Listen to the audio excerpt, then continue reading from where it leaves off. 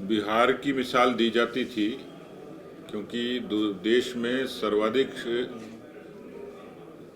अपराधों की घटनाएं वहां घटित होती थी।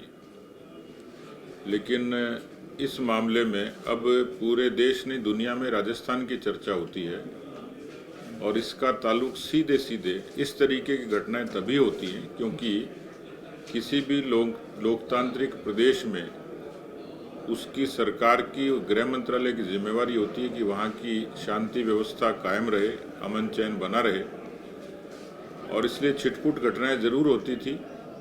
लेकिन राजस्थान में तो चुनाव जैसे उपक्रम में भी कभी हिंसा की घटनाएं सुनने को नहीं आती थी।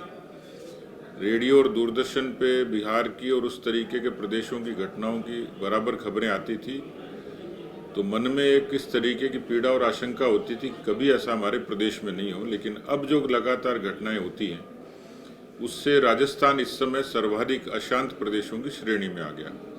और इसका यदि ठीक तरीके से विश्लेषण करेंगे तो समझ में आता है कि अशोक गहलोत की सरकार में जो विफलता का पैमाना है उस पर जो पहली सीढ़ी है वो है कानून व्यवस्था, पूरे तरीके से बिगड़ चुकी है। ऐसा लगता है कि प्रदेश में अब अपराधियों का, हत्यारों का और माफियाओं का राज है। जिस तरीके की असुरक्षा सड़क पर दिखती है और घर के भीतर भी दिखती है, ये विचलित और चिंतित करने वाली है। और इसका जो बड़ा कारण है वो है पुलिसिंग की कमजोरी। पुलिसिंग तभी कमजोर होती है कि जब राज का इकबाल खत्म हो जाता है, अपराधियों में भय खत्म हो जाता है। तो अफसोस ये है कि राजस्थान का पुलिस महकमा, राजस्थान के गृह मंत्री जो मुख्यमंत्री भी हैं, वो इन घटनाओं पर यदा कदा बयानबाजी करके अपना पल्ला झाड़ लेते हैं और प्रतिशत गिनाने में लगते हैं। मुझे लगता है कि ये प्रतिशत गिनाने का मसला नहीं है। जिस तरीके से नीचे पुलिस कमजोर हुई है उसका सीधा कारण है कि इस राज्य में पुलिस को राजनीतिक हस्तक्षेप के जरिए प्रभावित करने की कोशिश की गई है। पोस्टिंग भी वैसे ही होती है और उसके बाद उनका मनोबल गिराने की हर कोशिशें होती हैं। अभी ताज़ा बजट का उदाहरण देंगे तो पुलिस के महकमे पर महज 3% खर्च करना राजस्थान की सरकार ने उसमें प्रावधान किया है। न तो नफरी है, न उनके पास साधन है। और आज के युग में जिस तरीके की पुलिसिंग चाहिए, राजस्थान जैसे चुनौतीपूर्ण प्रदेश में जिसमें भौगोलिक रूप से एक बड़ी आबादी है, ऐसे अवसर पर मुझे लगता है कि कानून व्यवस्था की अच्छी समीक्षा करके प्रतिबद्ध रूप से कोई सरकार कहे और करे। लेकिन ऐसा लगता है कि अब सरकार के हाथ से बाजी चली गई है।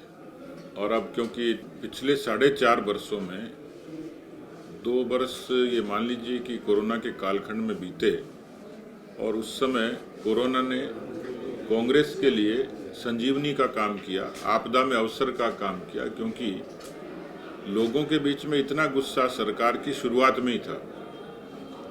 आपको ध्यान हो तो थानागाजी के गैंगरेप की घटनाएं हुई थी लगातार। उसके बाद एक सीक्वेंस में कानून व्यवस्था बिगड़ती चली गई। कर्जा माफी के मुद्दे पर किसान मुखर थे, अपराध चरम सीमा पर हैं, भ्रष्टाचार की लगातार इस तरीके की सीक्वेंस थी। तो मुझे लगता है कि प्रदेश में बहुत सारे ऐसे मुद्दे थे जिन पर आक्रोश था लोगों के मन में।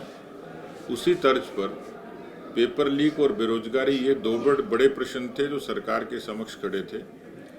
यदि सरकार की नीयत ठीक होती तो ऐसी 19 भर्तियां थी जिसमें 95,000 लोगों का अभी पदस्थापन हो चुका होता।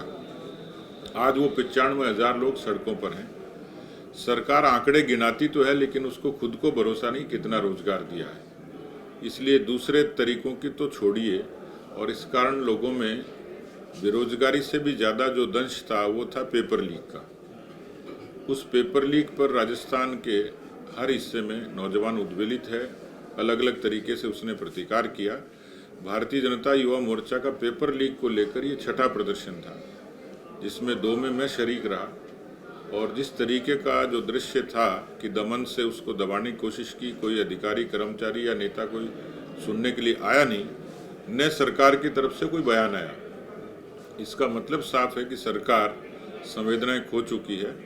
भारतीय जनता पार्टी इस आंदोलन को आगे तक ले जाएगी। इसलिए हमने घोषणा की थी कि हम जिलों में जनाक्रोश जो घेराव है कलेक्ट्रेट का वो करेंगे। कर्जा माफी, अपराध, बेरोजगारी और भ्रष्टाचार, इन तमाम मुद्दों को लेकर तो सरकार सुने कि नहीं सुने, लेकिन हम लोगों के बीच में स्थापित करने में सफल रहे हैं कि सरकार जो मुख्य मुद्दे हैं, जो जायज मांगे, उनको अनसुनी करती है।